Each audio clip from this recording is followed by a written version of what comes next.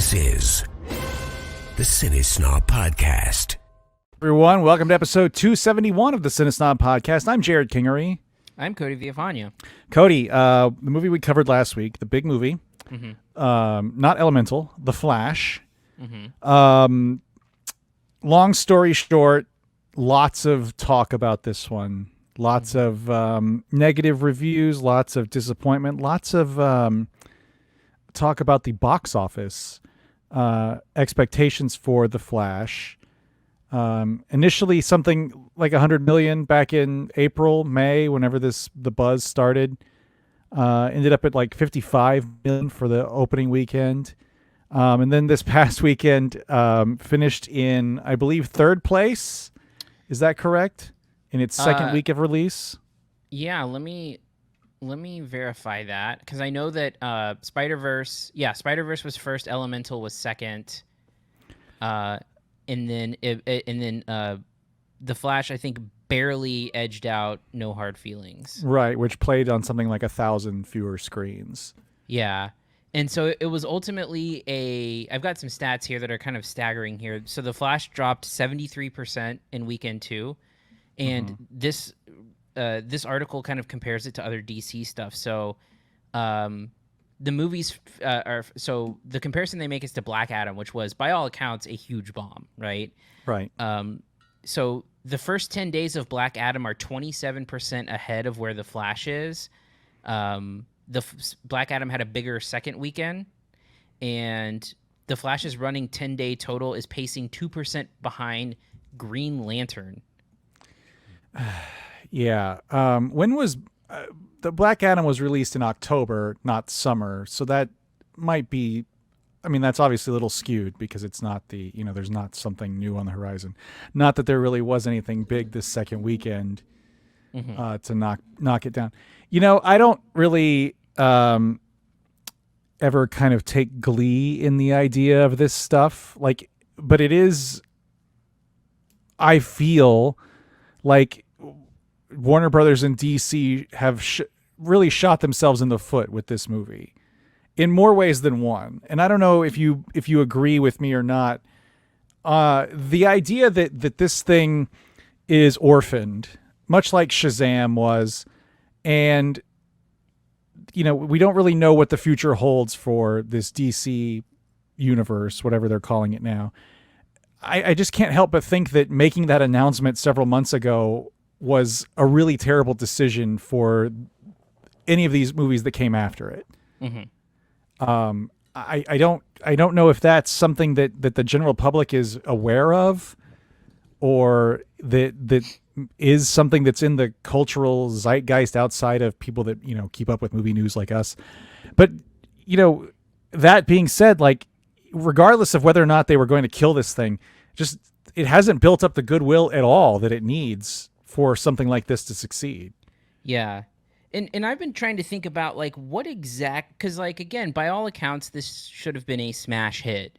And I'm trying to figure out what exactly the disconnect is, right? Why is it not connecting with audiences? And I think, I think there's a few things that are potentially at play here, because we talked a lot about we talked about how much our audience is even going to be aware of what Ezra Miller has done, and that doesn't seem to be part of the conversation nearly as much as it could have been, in terms of people. You'll see some people saying that they are purposely not seeing it because they are in the movie and all of that, but it is a small fraction of what I'm seeing.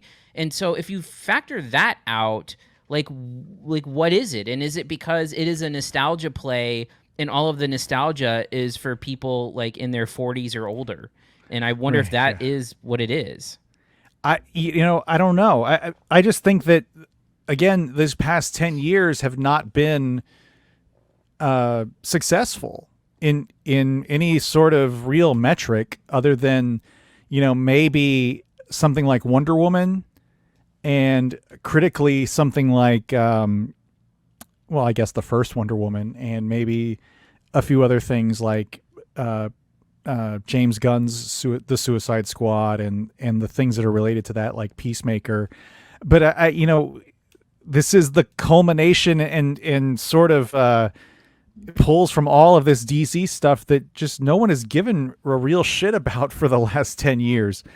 And I think but that's the thing, is that it does culminate it, but also the biggest nostalgia point is Michael Keaton, who was not in the last 10 years. So right, like, even if you're saying like it's the culmination of 10 years of like the Snyderverse or whatever, it's really not. I mean, I think not, at least what's on screen.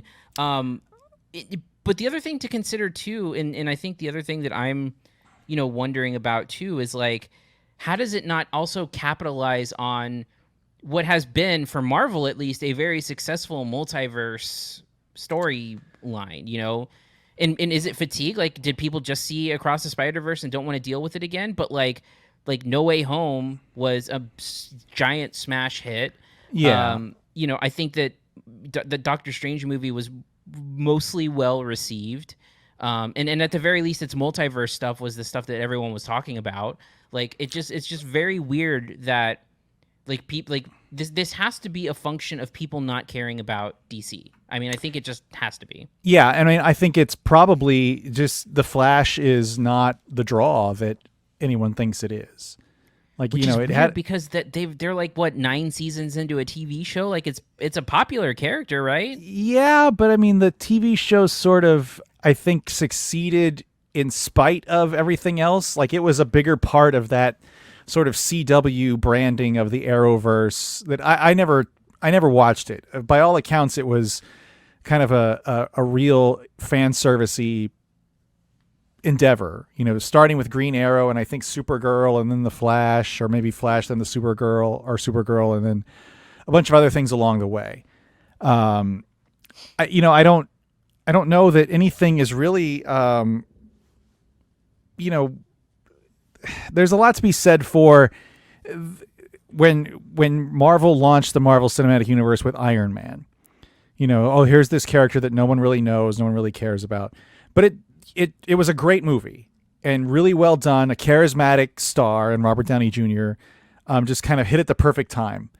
This is not really the same thing. I think, this isn't some sort of fresh start. I really do believe, regardless of Michael Keaton's presence or not, that this is just no one gave a shit about this Snyderverse stuff, this DCEU. No one cares enough for you to go back and see like, oh, it's not nostalgic to go see Ben Affleck as Batman because he's done. Mm-hmm. It's Wonder Woman, the last movie that she was her last full movie, no one cared about. It was terrible. The last movie she was in was Shazam, and no one gave a shit about that. I just think it's playing to an empty room. It's playing to the people that were huge into the Snyderverse, the really vocal people who, whether you believe it or not, got the Snyder cut released of Justice League. Those are the people that were really clamoring for any kind of closure on this. And you're revisiting this stuff that just didn't connect for whatever reason with the broader audience. And I really do believe that's it. I mean, maybe the Ezra Miller thing for some people, maybe the whatever behind the scenes turmoil turns people off. I don't know. But man, this thing is, no one gives a shit about Flash. Yeah. Either they don't give a shit or they actively hate it, which I don't get the active hate. I think it's okay. I mean, of these DC movies, it's okay, which is clearly damning with faint praise. But there's a huge merchandising push and all kinds of stuff, and just no one gives a shit. But the idea that people give a shit about this less than Black Adam is wild to me. The idea that Black Adam is outpacing it. And I think that's probably Black Adam probably coasted by on Dwayne The Rock Johnson. I mean, right. There's probably fans that were going to see The Rock in a movie regardless of what it was. That it sucked is a different story. Ezra Miller, no one knows who Ezra Miller is, I assume, unless they're really following the news. They maybe remember he was in Justice League and I think he had a guest spot on the Flash TV series in their old multiverse sort of thing. I have no idea. He did. I don't remember the circumstances of it. I don't know. It doesn't work for whatever reason for a lot of people. And it's kind of a shame that it's come to this, but I really do think it it is a lot of self-sabotage on Warner Brothers' part. Because you really, I mean, for real, you announce that none of this means anything moving forward, and you have two movies immediately coming up after that, and then another 2 movies in the pipeline that who knows what the fate of those are. I don't think we've seen a full trailer at all for Aquaman, the second Aquaman, right? No, I don't think so. And Blue Beetle might as well be, a Max original movie with the production value, the way it looks and the attitude it has. Man, I just who can care about any of this stuff? That's the thing. Like, why would you give a shit if it's all moot? Yeah, I don't know. Anyway, I enjoyed seeing Michael Keaton. I didn't hate the movie. I found it okay. But I'm assuming this is the death knell for all of this shit. I don't know. I mean, again, there's still Aquaman sitting out there waiting to be released on Blue Beetle, which is apparently somewhat connected, but goddamn, Yeah. I hope they do better. I don't know. I mean, I hate that Blue Beetle trailer, so I don't know. It's not the best trailer. Well, and it is crazy too that like there's so much of this residual shit left over before like Gunn takes over. It's just kind of it's kind of crazy that they have to just unceremoniously dump this stuff off that doesn't mean anything. It's not connected to anything, and it just has to come out. But that was the rumor that I think we talked about last week with Flash, was that it could still be connected. Yeah. Like to whatever. But I think I sent this to you saying this movie stood no chance because they reshot the ending like 3 times. Yeah. That article is crazy. Spoiler alert, there's a cameo at the end of the film. If you've seen it, you're going to see it. If you're not going to see it, you're not going to see the movie. George Clooney pops up at the very end of the film as Bruce Wayne. And of course, a nod to the terrible 1997 movie Batman and Robin. That ending was apparently reshot. Originally had Henry Cavill and Gal Gadot and Ben Affleck, I believe, at the end. Mm-hmm. Then it was reshot again with Michael Keaton and Sasha Calle. And then this final version was the George Clooney kind of inside joke version. So this movie was never meant to be anything. This movie never stood a chance as to be more than a curiosity piece. I don't think. Well, especially as they break down like the sort of iterations that it had, going through 3 different heads of Warner Brothers or DC. When it started with like Hamada and whoever else, and then it went to someone else, and then it went to James Gunn. Yeah. I mean, just a real all the bullshit about it being the best superhero movie ever coming from Gunn and David Zaslav. Just man, it's what a disaster. Yeah. All right. Anything else before we move on, Cody? No, I think we're good. All right, let's get started on reviews. Here are this week's reviews. First up, we have Indiana Jones and the Dial of Destiny. Stay where you are. Don't move. Who are these people? We need to get out of here. Are they with you? Not an inch, Miss Shaw. Miss Shaw, stop!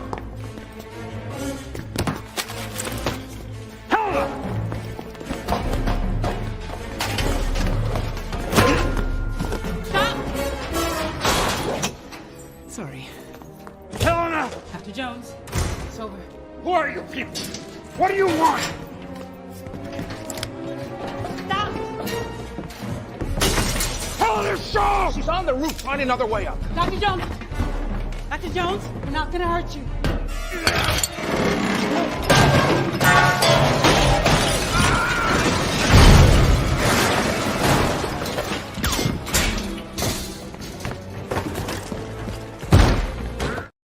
This is the 5th and maybe probably final Indiana Jones movie, at least starring Harrison Ford, who is 80 years old and kind of looks every bit of it in this movie sometimes. Cody, you didn't see this movie. I just want to know how familiar you are with Indiana Jones in general. So I believe that I have only seen Raiders of the Lost Ark. Okay. I remember seeing it at Fiesta 16, maybe God. like 6 or 7 years ago or so. What was the reasoning behind you seeing that at that time? It was a re-release that was in theaters for maybe a week or so. It must have been an anniversary screening, maybe. Yeah, if it came out in 1981, I believe. So maybe it was the 30th anniversary or something. Yeah, or something like that, or I mean, I think it would have been in like 2016. So maybe it was maybe 35th or something like that. But yeah, and so I believe those are the only ones that I have seen, and then also we should tell people that this movie is coming out a week from. It's this weekend, right? Yeah, it's coming July out 4th this weekend. Yeah, so we're talking about this a little early, but we're I've already seen this movie. I saw it a couple weeks ago. Yeah. I grew up with Indiana Jones kind of concurrently with Star Wars. Things that where I was honestly a little too young to grasp them at first, but really got into them later.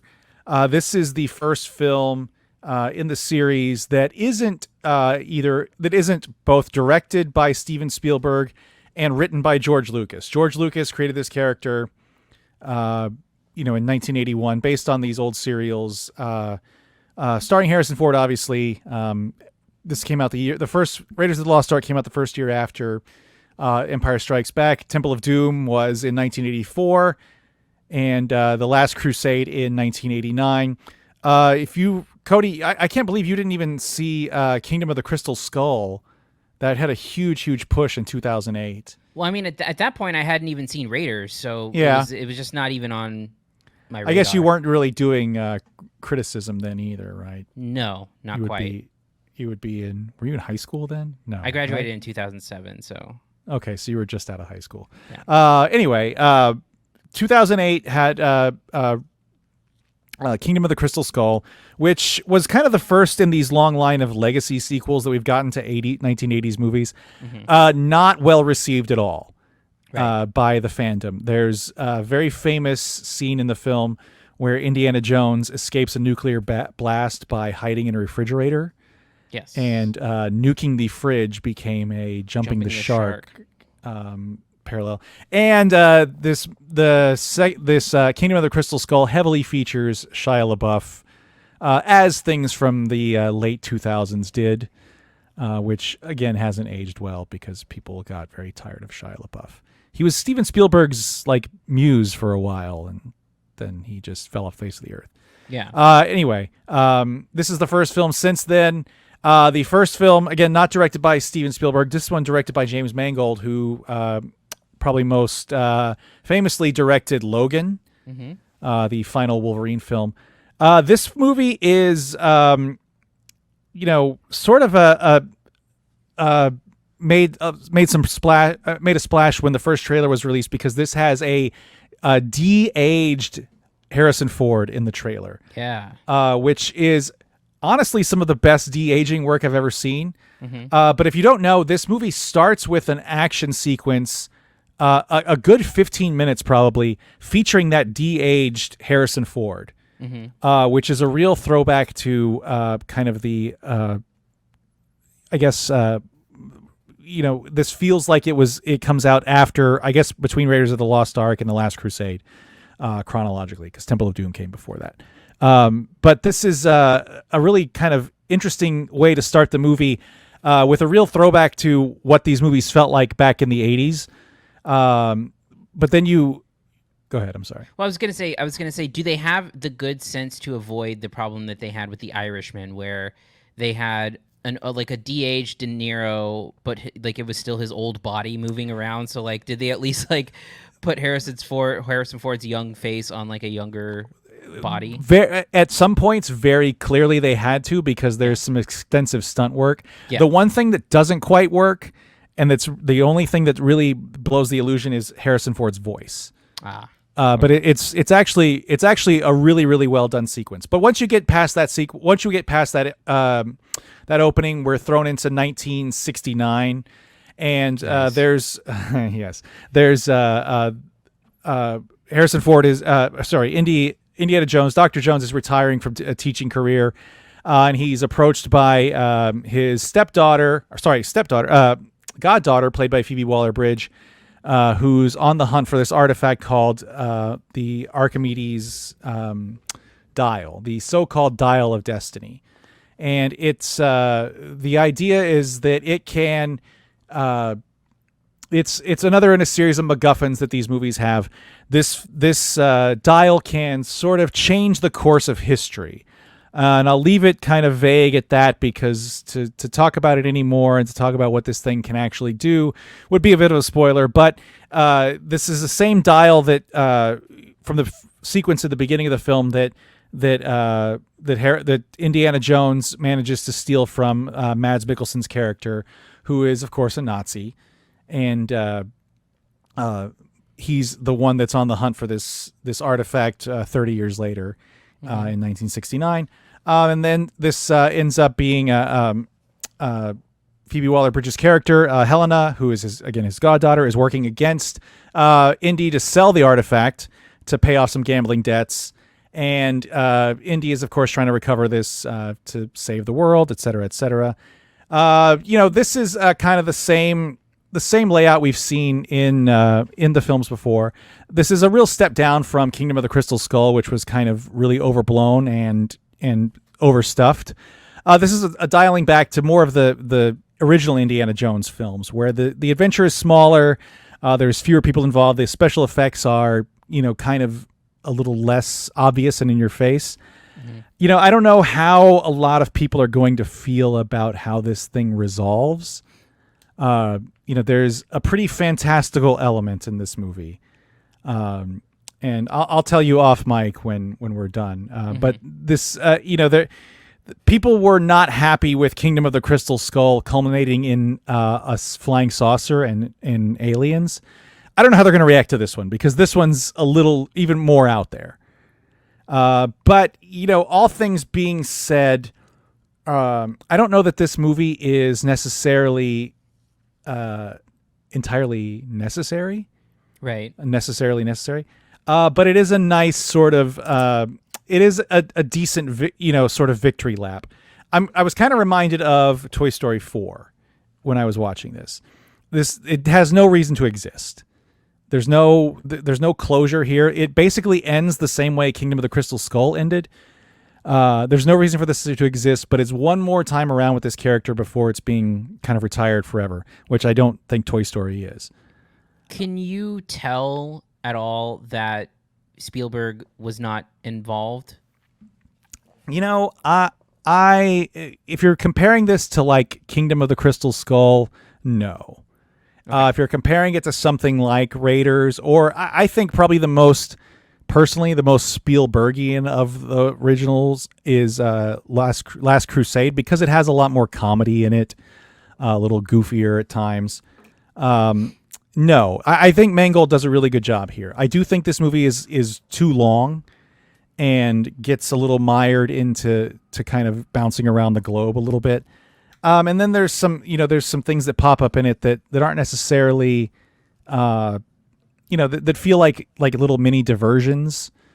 But there is some nods to the older films. There's specifically some nods to Temple of Doom and maybe a potential spin-off, a door left open for some sort of spin-off to happen. That being said, as an Indiana Jones film, I think it's fine. It's nowhere near the highs of the original 3 films. It's nowhere near the lows of Kingdom of the Crystal Skull.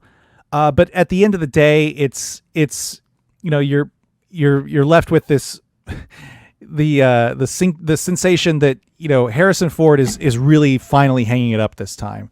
Mm-hmm. And to his credit, he seems engaged. I know that's been a problem in the past.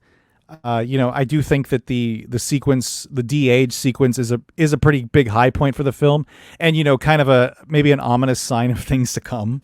Yeah. But that being said, I do think it's a fun enough movie if you're a fan of this stuff. Mm. Are you ever gonna maybe partake in this series, because it's such a big cultural thing? It was just one of those things where I didn't have enough time to watch the movies, and then I was going to be out of town when we were covering it anyway, and so I didn't have time to catch up and then see the new one, and then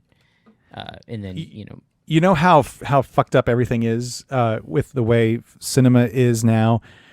Like, you don't really need to catch up. Yeah. Like, all of the movies are standalone. I mean, from back then, they are standalone. Like, even like you could have even like not seen the first 3 Star Wars films and kind of got what was happening. But Sure. Anyway, this grade for this for me is a B-. It's a decent enough film. I'm not going to say it matches the highs of anything you've seen before, but it's at least not as bad as Kingdom of the Crystal Skull. Mm-hmm. Anyway, let's go and move on to our next movie, No Hard Feelings. Your fucking parents are here? You think our son would have a party without our consent? That's it. Come on, you don't belong here. I don't belong here. I fucking lived here my whole life. You don't belong here. You don't belong at a high school party, miss. Oh, well, yeah, we're leaving. Okay, then Let me just get... No, stay back, I okay? said just let go of Stay her. back! Get out of here. Come on. Don't touch me.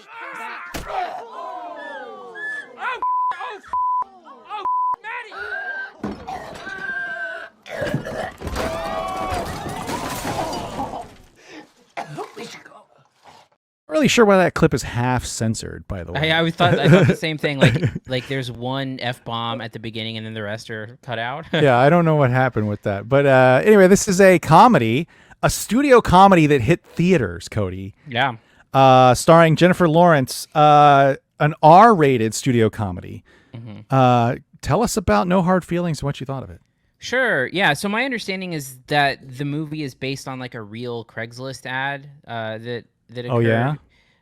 Where and essentially the premise behind the movie is, Jennifer Lawrence's character gets her car repossessed and she's an Uber driver, and so she needs she needs the car, and so in order to facilitate that, she answers a Craigslist ad from these parents about getting their kid who's graduating from high school and about to go to college to come out of his shell, and in order to do that, basically have sex with him, and that's kind of the whole premise behind it. As you do. Yeah. And so what you get is, again, like you said, a studio comedy about Jennifer Lawrence's character and this 19-year-old connecting and so on and so forth. Shenanigans ensue. This one has a fair share of problems for me where I think it falls short on both the comedic and the relationship elements in significant ways, where I don't think it's nearly as funny as it needs to be. I think that a lot of the funnier like set pieces and bits are like in the trailer. So if you've seen the trailer, you've seen many of the high points of the film, I think. I think minus one scene. Yeah, minus one scene. But I think that it just like it doesn't hit enough for the funny for me. I do think that Jennifer Lawrence is good in the role. And this is something that she hasn't really had much opportunity to do, is to be funny. And I think she does it pretty well. I think her performance is good. I think you have to give, like, she went for the hard R rating. Yes. I mean, she is fully committed to the hard R in this movie. Which I think is, it's a really bold thing that I think doesn't happen all that often, where you do see, like Oscar-winning actors like commit to comedy in that way. And I give her full props for that. I think I think it's a good performance from the kid. I'm looking up his name because I think it's his first anything, right? I don't know. That's a good question. Yeah. So his name is Andrew Barth Feldman, and looks like he did like musical theater and stuff like that. But I think it's a good performance from him. I don't love necessarily the way that his character is written. I think in particular in the second half of the movie, kind of like a switch flips in him where he finds out some information, and I think that is like against basically everything we know about the character up until this point.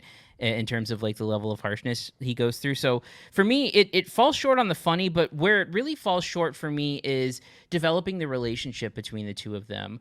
I don't think there's enough scenes in this movie for you to get the emotional payoff that it goes for in terms of these two characters having an authentic connection. Like there's a scene that happens where he like sings a song in a restaurant that is supposed to sort of like signify their level of closeness, or like Jennifer Lawrence seeing something in him. And like, aside from that, I never really got a sense that like they were like they had stuff in common, or that they were connecting on any level. And I think that's a problem, because I think the movie pushes that notion, but doesn't put the work in for it. And so I was just kind of left pretty underwhelmed here. I don't think it's necessarily bad, and there are a couple of funny, like legitimately funny moments, but I think that in the category of like having this be a sweet story about ultimately friendship, I don't think that that connection ever hits, and then I don't think it's nearly as funny as it needs to be, especially with how hard it goes in certain times. I don't know why that's really the only time in which it goes that hard. So yeah, I agree with that for the most part. I don't think I just don't think it's consistently funny enough for it to be considered kind of a real hard R raunchy comedy, which like at times Bridesmaids or something like that. Right. It clearly aspires to be that. Yes. I mean, there's a scene, well, you've probably maybe heard about it, on a beach with Jennifer Lawrence. That's like one of those outrageously funny scenes because it's so unbelievable that you're actually seeing it. I guess is kind of the gist of it. It never really comes close to approaching that again. And I do think it kind of pulls its punches a little bit and really goes for the sweetness, which is fine in small doses, but I think it really turns that on too soon. Like there's the idea that she's manipulating him and that he's being manipulated by his parents at the same time is, of course, going to come out at some point in the film. But I think that the turn happens a little too quickly, where she, this becomes more about a friendship than anything else. And it just never really recovers from that point, the kind of audacity that it had before. And I don't really think it was that audacious to begin with. And like you said, I think Jennifer Lawrence is really good. I think she's like, a lot of people say this is why you have a movie star, because like she's magnetic and draws your attention no matter what's happening, even though the story around it is not really up to snuff. There's a kind of a running storyline of this, she's stuck as a local in this tourist town, and that never really quite pans out. There's some threads there that are more of a, remind me more of a romantic comedy than this raunchy comedy that it's kind of selling at the beginning. That said, I didn't totally dislike it, but I did leave disappointed in what it ultimately became. Well, yeah, and again, I think like a lot of the humor comes from stuff that's not on the script or in the script, but I think rather comes from just like Lawrence delivering jokes really well. Yeah, like she elevates what's on the page for sure, in just her reactions to people or I don't think the script as is on paper is all that funny, to be honest. Yeah, I agree. I think a couple of high points are her interactions with Kyle Mooney, a character Kyle Mooney plays. I think are pretty funny. Yeah. But yeah, I don't think it's like, if you just read the script, it's not really that funny. Yeah. But I think Lawrence sells it quite a bit. Yeah. Anyway, what's your grade for No Hard Feelings, Cody? It's a C+ for me. I can't recommend it, I don't think. Like I said, Lawrence's game, she's great. I think she can do comedy, and I would love to see her with some better material. And also too, like, the reason why you get an actress like that is that can be both funny and has an Oscar for her dramatic work is so that you can play both sides of that. And for me, neither side is fleshed out beyond just like having good performers elevate what is a pretty mediocre script. So it's a C+ for me. Yeah, C+ for me too. I do, again, really like Lawrence in the movie. I just don't think that that the script holds up to, to any sort of, rigorous comedy standards. It's just not funny enough on its own. But, if you like, it's I guess, what am I trying to say? Promising that this actually got released in the theaters. Yeah.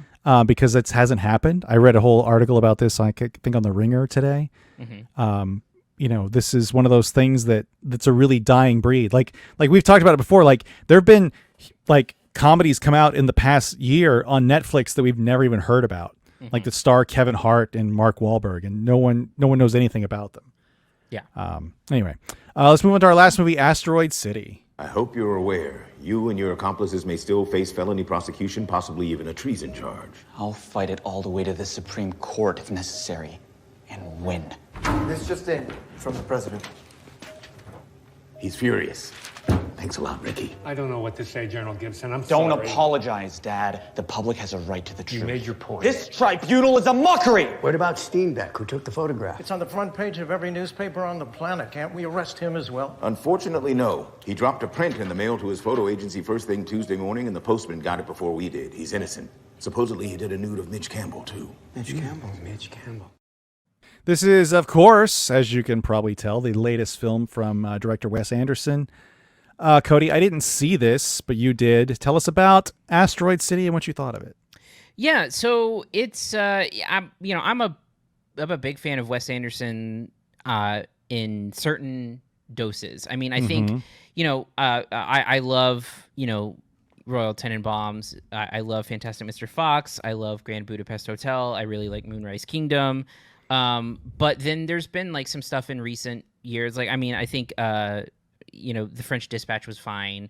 I wasn't a huge fan of Isle of Dogs. But, I think he hits more often than not. And there's no question that he is one of the more singular filmmakers, and whether you like him or not, that's either a compliment or to his detriment, where he has an uncompromising style where his movies look a certain way, they're structured a certain way. And, he's at the point where he can basically assemble any cast that he wants, and people will run to work with him. So, in this movie, it's probably the most impressive cast he's ever put together. The main character is played by Jason Schwartzman, a frequent collaborator, but you also have, Scarlett Johansson and Tom Hanks, and Bryan Cranston plays like the narrator of the movie.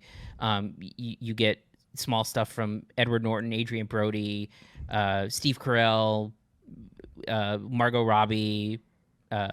It's just crazy stacked cast. Yeah, Hong Chow, Matt Dillon, Tony Rivoli, Jeff Goldblum, Maya Hawke, et cetera, et cetera, et cetera. Yeah.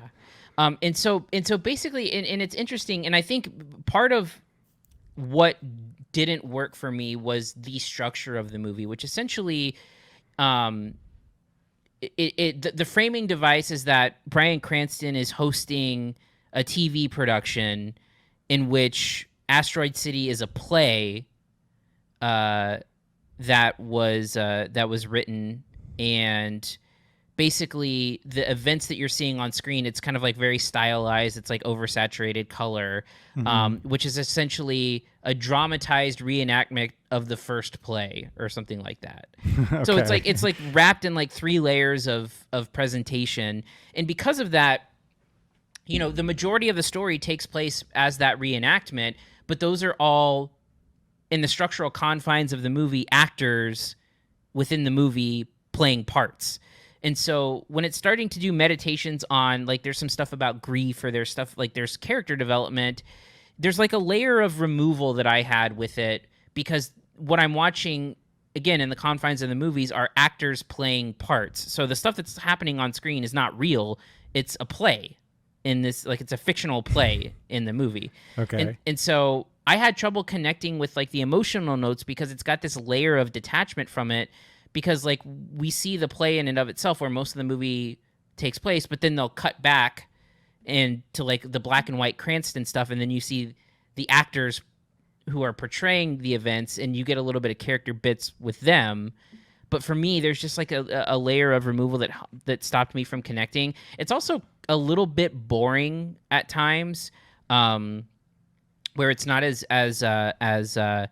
engaging as I would have liked it to be. I do think that the jokes are a little bit less frequent.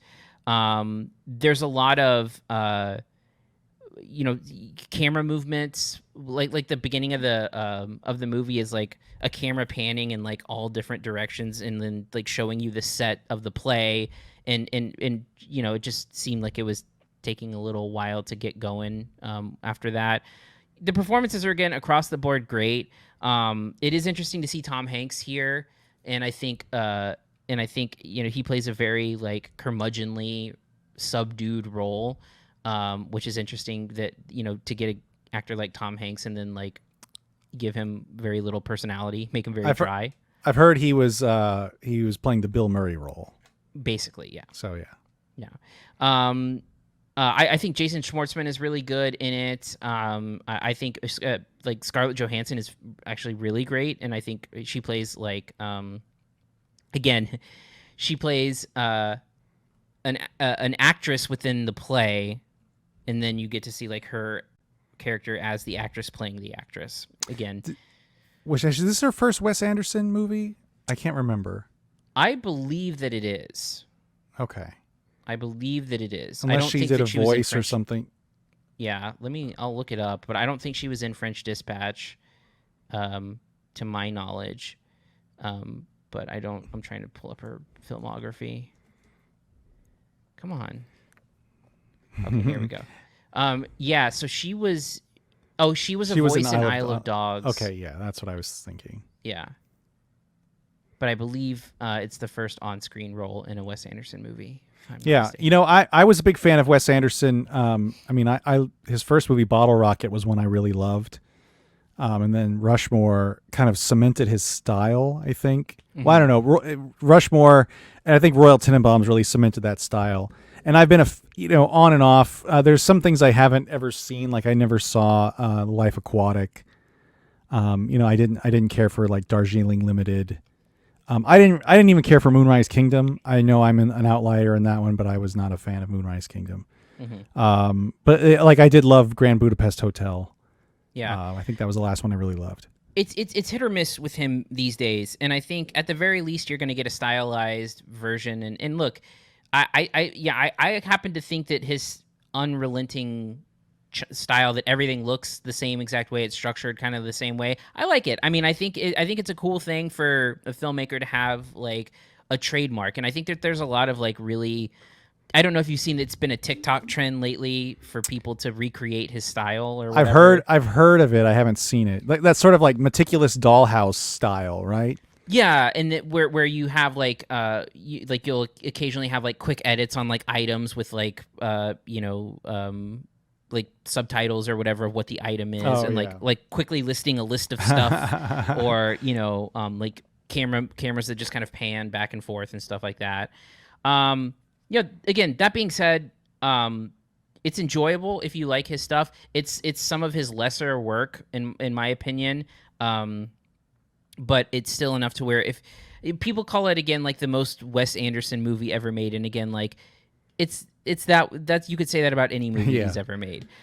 So if you're a fan of his, it's at least worth giving a shot, though I do think that it is sort of like minor Wes Anderson. What's your grade for this one, Cody? It's a B-. It's fine. I don't think it's any better than fine, and it's worth seeing again if you're a fan of his work. If you're not a fan of his work, you're not gonna crack. This isn't gonna convert you. No, this isn't gonna be the crossover. No. Yeah. All right, that's gonna do it for this week. Next week we're gonna skip because you're going out of town, huh, Cody? Yeah, we're gonna miss the next couple of weeks. So we won't be able to cover. Well, we've both seen Joyride, and maybe we'll cover it when I'm back, but that's going to be coming out July 7th. But we should return for Mission Impossible Dead Reckoning Part 1. Yeah, I'm not sure when that is, but I'm going to be out of town a couple times too, so we'll see what happens. Oh, okay. I know I can't see the screening because I'll be out of town, but Okay. It's vacation season, Cody. Yeah, well, at the very least, maybe we got July 21st, we got Barbie and Oppenheimer coming out the same week, so that'll be interesting. Yeah. All right, if you want to reach us, you can email us at podcast@cinesnob.net. Find us on Twitter at CineSnob, Facebook CineSnobNet, YouTube.com/CineSnob. Cody, anything else before we wrap this bad boy up? No, we're in the midst of summer movie season at this point, and so we'll see how the rest of the summer ends. And I was just looking at the calendar, and it's not super exciting. I think Barbie and Oppenheimer are two of the big ones, but after that, the Meg 2, Teenage Mutant Ninja Turtles: Mutant Mayhem, which may be good. I got high hopes for that one just because of the way it looks, the stylized look of it. Yeah, it looks cool. Blue Beetle, Strays, which I am worried about that one. Yeah. Yeah. Speaking of I didn't know there was an Equalizer 3. Speaking of Blue Beetle, my wife and I went and saw George Lopez. In concert and performance. One thing I told you, his Robert Rodriguez's band opened for George Lopez. I didn't know Robert Rodriguez had a band. First of all, that was active, performing. The Chingon band played for an hour before the show. And I don't think I told you. I think I told you that part, but I don't think I told you they played in accompanied by clips from Rodriguez's movies that matched up with the music. Some of the goriest shit that was imaginable, and there were kids there. Not that George Lopez is really terribly kid friendly, but there was the scene from Machete where he grabs some guy's intestines and dives out the window, and then the bloodiest scenes from Dusk Till Dawn. I was very surprised by the video show that it had with it. It is funny. All right. On that note, I'm Jerrod Kingery. I am Cody Villafana. Thank you for listening to the CineSnob Podcast. To read reviews, interviews, and more, visit CineSnob.net. See you next week.